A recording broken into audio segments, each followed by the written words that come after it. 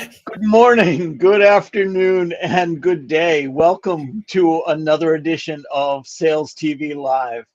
Today, we are honored to be speaking with Mike Bosworth, creator of Solution Selling and Story Seekers, as we explore how leveraging stories to unlock solution selling mastery.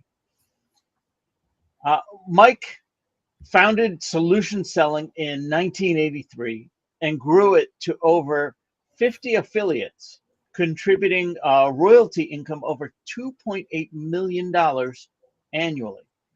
He's authored several best-selling books, including Solution Selling, What Great Salespeople Do, and co-authoring Customer-Centric Selling. He's also been a featured lecturer at several universities, and he is currently the founder of Mike Bosworth Leadership, where he and his affiliates share the Story Seekers Workshop.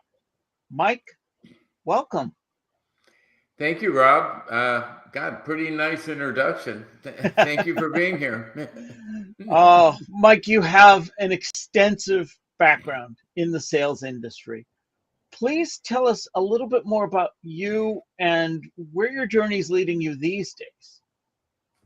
Well, when I founded Solution Selling, my mission was to try and change that ratio of 20% of the salespeople bringing in 80% of the revenue.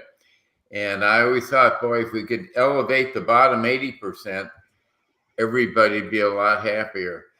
Because the top 20%, they're going to deliver without your help in most cases. They have a certain level of talent. Well, in 2000, and that was my mission with Solution Selling, to raise the bottom 80%.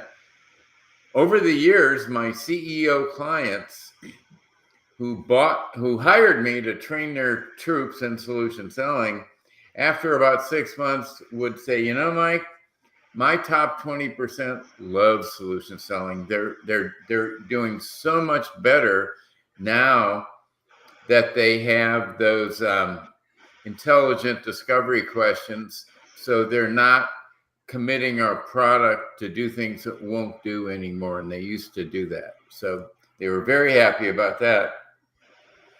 But they'd say, but the bottom 80% quit using it 2 weeks after the workshop. And it wasn't until 2008 that I finally figured out that the reason the bottom 80% quit using it is they tried it for 2 weeks and their buyers were going like this, putting their hands up and saying, you don't know me well enough to ask me all those questions. And anybody who's been through Solution Selling knows that one of the primary strengths of that is we have situational experts write those expert discovery questions, which help the buyer get a vision of how to use it and be successful, and make sure that the expectation levels are set right, et cetera, et cetera. But it finally occurred to me in 2008 that the top 20%, the ones who love it, they have enough EQ to realize that you can't just take out a list of discovery questions and start asking them, that you've got to somehow emotionally connect and build some trust and let the potential customer volunteer to trust you enough to share their problem with you so you can help them figure out a way to solve it. But 80% of the human population are not very good at quickly building emotional connection and trust with strangers. 20% are. I even asked ChatGPT, I said, what percentage of adult humans have high EQ? And ChatGPT came back and said between 17 and 21% of adults have high EQ. And boy, that correlates pretty well with the top 20% of the salespeople. Because what they do is they have, pardon me? Is that a universal thing then? So you find that all of the top performing salespeople, that's the skill that differentiates them from the other 80%. Yes. And not only salespeople, but if you look at the top college professors, I'll bet the top 20% have really high EQ and connect with their students. Yeah. But how many times have you been in a college class where there was a very brilliant professor, but no EQ, and they'd get up for 90 minutes and just read slides to you? Right. So anyway, it's not just sales, it's all professions. If you look at the top 20% of virtually every profession, they're very good at connecting and building trust and inspiring. But they do it intuitively. So again, in order to really hit the pot of gold on sales productivity, we've got to figure out a way to elevate the bottom 80%. We're still at the same place that we were when I founded Solution Selling. And we found the best way is through the power of story, because two-legged human beings have been on this earth communicating verbally for almost, 190,000 years is the best number I've gotten from anthropologists so far. But through the majority of that time, there was no written language.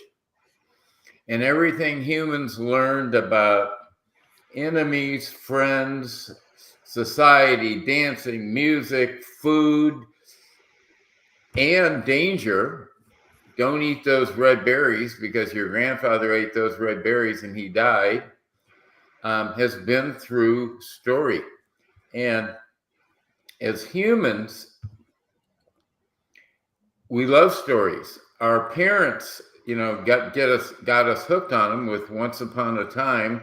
And Rob, if you can get your teeth brushed and your jammies on before 8 o'clock, I'll read you a story, right? I mean, so, humans love stories. And if you think about it, you've all heard the left brain, right brain stuff, right? But when a human anticipates a story, they've actually put people in MRIs and looked at it in their brain. When a human being anticipates a story, their critical left brain starts to shut down. Their creative right brain opens up, the right brain that's connected to all their 5 senses and their emotions. And they say to themselves, oh, a story. I don't have to do anything. I can just sit back and enjoy.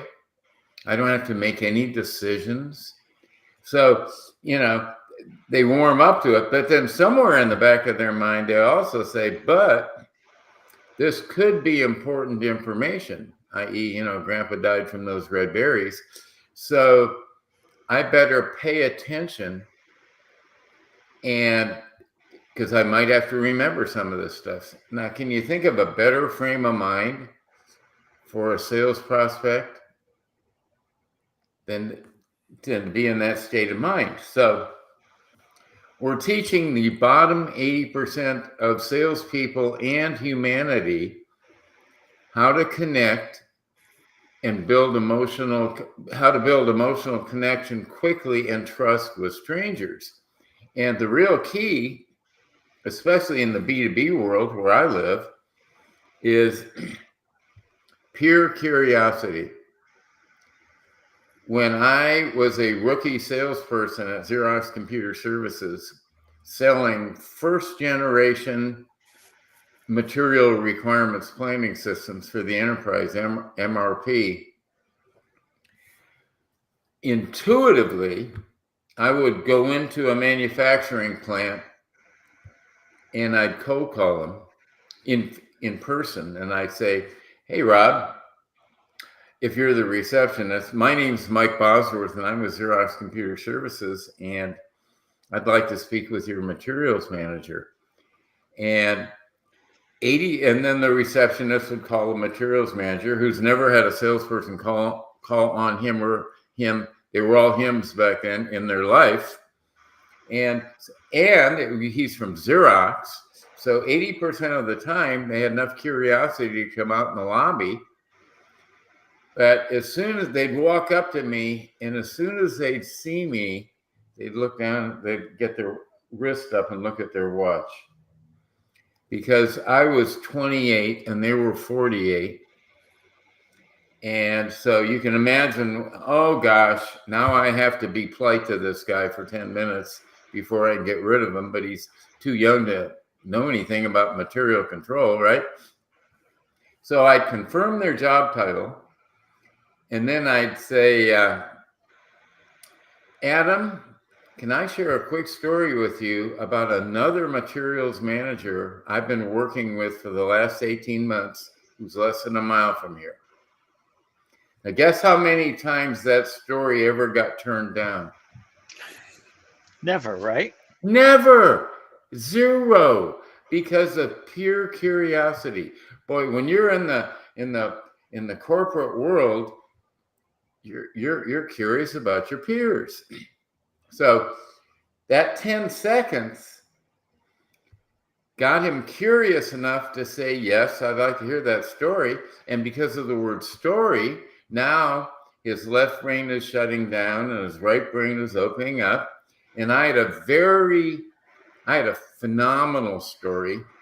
I don't know if we have time today for me to let me give you the example. I'll give you We're sitting like we're in bed with a cup of hot milk, and we're all right. Here we go. Tell. All right. So I say, Adam, this story is about a guy named Ed Blackman, who's the materials manager at Elpac Electronics, less than a mile from here. Let me get a quick glass of water. I met Ed 18 months ago at an APIX meeting, American Production and Inventory Control Society. Now, I'm going to add the story that I wouldn't have said to this cold call, but my boss at Xerox Computer Services made all of his salespeople join a professional association of manufacturing professionals. So every month we were sitting around a dinner table hearing these people talking about their jobs and stuff like that. So I met Ed Blackman 18 months ago, and he was the president of the Orange County APIX. And 18 months ago, when Ed found out that Xerox now had a new capability which would allow a manufacturing plant, even with 50,000 parts, to replan their entire schedule overnight. And when Ed heard that 18 months ago, he actually came to us and said, I want to be the first. I know you don't have any other existing customers, but this makes so much sense to me. I want to be your guinea pig. Let me be first. And so 18 months ago, we installed the Xerox MRP system in Ed's manufacturing plant. Here we are 18 months later. His inventory used to be 8 million. Now it's 2.7. And his past due backlog used to be 28%. Now it's 3%. But enough about me. What's going on around here? Fantastic. And that little story, and invariably they say, you want to come in and look around? They invite me in 1 minute after they looked at their watch. So because of the pure curiosity, which caused him to say yes to the story, 60 seconds later was pure envy, which meant that once I got him motivated, once I got him to the point where because Ed Blackman would let me bring anybody over and he'd show him what he's doing. He was so proud of what he was doing, right? And so I'd bring my new prospect over and Ed Blackman would prove it. He'd take this vision and prove that you can replan your plant overnight. So now my new sponsor would have to go into his CFO and get the money. And invariably, they didn't want me to go in and sell their CFO for them. They wanted to sell their own CFO. And so I would teach them how to tell the Ed Blackman story to their CFO. So the CFO would give them the money. So the power of story is amazing. And that little story of how I used to use it shows that if you've really got a good, solid emotional story, and I neglected Ed's pain in that story because I was getting ahead of myself. But if you got a story like that in your pocket, you can fill your pipeline very quickly. And I was a rookie salesperson when I was 28, and I went on quota in January, and 5 months later, I had sold more than anybody in the history of the company had sold in a full year. Wow. I filled my pipeline with one story, that story. And so there's a lot of B2B sales forces out there where a lot of their salespeople are really smart, but they don't have such high EQ. Example would be my first big client when I started solution selling in the early 80s. This was a company that was selling software that was so complex that only engineers were hired to be salespeople. So 100% of their salespeople were chemical engineers. And chemical engineers, if you think of, if stereotypically speaking, would be really high EQ and not so high, really high IQ, pardon me, and not so high EQ. And when a chemical engineer salesperson would go out and call on a chemical engineer user buyer, boy, they'd hook up just like that. They'd start geeking out on chemical engineering. But eventually the chemical engineering sponsor, who now wants this software that will simulate how drugs are manufactured and how oil is refined and stuff, now they have to go into their CFO. They don't know how to talk to the CFO. And we were teaching them how to tell a peer envy story to their own CFO. So 20% of people are like you. They kind of just get this. And even if they don't know formally how to do it, they kind of figure it out, and it just seems a very natural way to do things. Exactly. Intuition. Yep. Yeah, and 80% of people are naturally very poor at this. Yes. And they're not able to develop the skills for themselves. They don't see those things that are obvious to you. Can those people be trained to be a Mike Bosworth? No, Adam, but they can be trained to build and tell peer envy stories. And so that's what the 80% of the solution selling trained salespeople lacked. And the reason they quit using it after 2 weeks is since they didn't have that natural ability, they take out that list of questions and start doing the intelligent discovery of the 9 boxes of solution selling. But the buyers would go, whoa, you don't know me well enough to ask me all those questions. So what they were missing was a way to quickly build enough trust and connection that the buyer would lower their natural discovery resistance that most people have to new salespeople. All of us are resistant to feeling sold. Sure. Yeah. I think I know where this is going. First, I wanted to acknowledge we had some comments from the audience. Ed Kosar, I apologize, Ed, says, great data embedded in your stories, Mike, as always. What a pro. Thank you, Ed. He said you're assuming we went to class too. Well, yeah, he also in college, once you knew you had a professor like that, he's right. Most people quit going to class. They know they're going to have to take a bubble test at the end, and they take the book out, the textbook, and study it the night before. But it's excruciating to be in a room where you've got somebody up on a pedestal sharing that vast knowledge with bullet points and no interaction at all. And then we have Willie Chambers commenting by way of Facebook, learning sales from Mike is gold. Thank you so much again for all of the excellent knowledge that you share.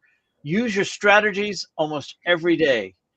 Again, Willie has been through solution selling. Okay, well, there you go. So I wanted to ask you, and I kind of maybe have an idea of where this is going now, but how has the concept of solution selling evolved with the rise of social media? Well, solution selling was actually misnamed.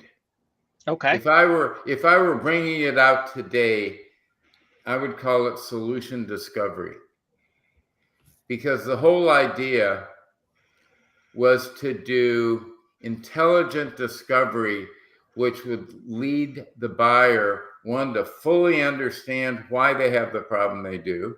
Secondly, to know that not their problem, Adam's problem in material control, is also impacting his boss in manufacturing. It's also impacting the CFO with too much inventory. It's also impacting, et cetera, et cetera. And then the third part of the intelligent discovery was to say, can I try a couple ideas on you, Adam? What if the next time one of your vendors calls you at 3 o'clock in the afternoon on Friday and says, Adam, I got bad news. Those widgets you're expecting on Monday are going to be 3 weeks late. And you were hoping to go home and watch your kid play soccer, but now your whole weekend's ruined because you have to figure out which customers are going to be impacted. What if you could go to the soccer game and the next morning you had a list on your desk of all the customers you had to call in advance with their phone numbers and give them a new delivery date so they weren't mad at you? In other words, what we had to do was the key to solution selling was teaching salespeople how to create buying visions, where the buyer says, wow, if I could do that, I could solve my problem. And then to offer proof and say, Adam, I know this sounds too good to be true, so don't take my word for it, make me prove it. And then in my case, I'd take him over to Ed Blackman, and Ed Blackman would prove it for me. So, I hope you bought him nice things at Christmas. Oh God, yeah. But and that was all luck of, but that evolved into solution selling, that whole methodology. And I finally, in 2008, realized the power of that story I've been telling, prospecting. And then I decided we can codify teaching the bottom 80% of humanity how to use stories to connect with people.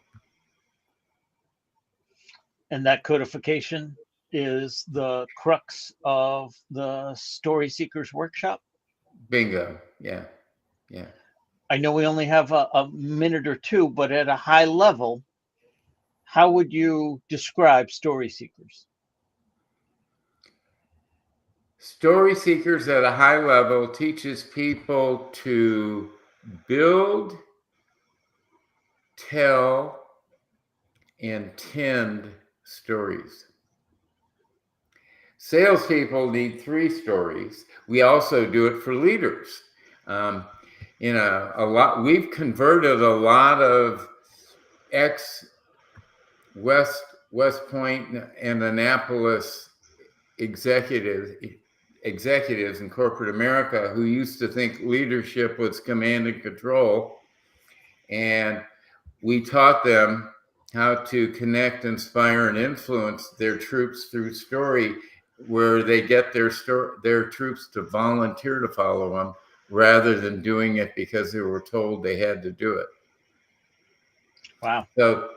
So stories are very powerful, and you know, they need to be applied in your real world. I mean, think about nonprofit fundraising. Everybody in a nonprofit needs to understand the mission story of that nonprofit. So anytime they're at a social event or anything else, they can get other people to go, wow, you guys are really doing good work here. Mike, this has been great. How can people learn more, and where can they get in touch with you? LinkedIn. I'm on LinkedIn. Just send me a message on LinkedIn and we can connect.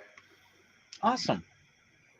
So this has been another episode of Sales TV Live. We now have a newsletter. Don't miss an episode. Get show highlights, beyond the show insights, and reminders of upcoming episodes. Scan the QR code on screen or visit us at SalesTV.live and click on newsletter.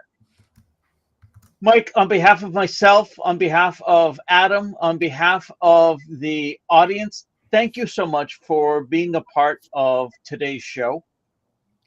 Thank you. And could I request that you send me a copy of those chat comments? Absolutely.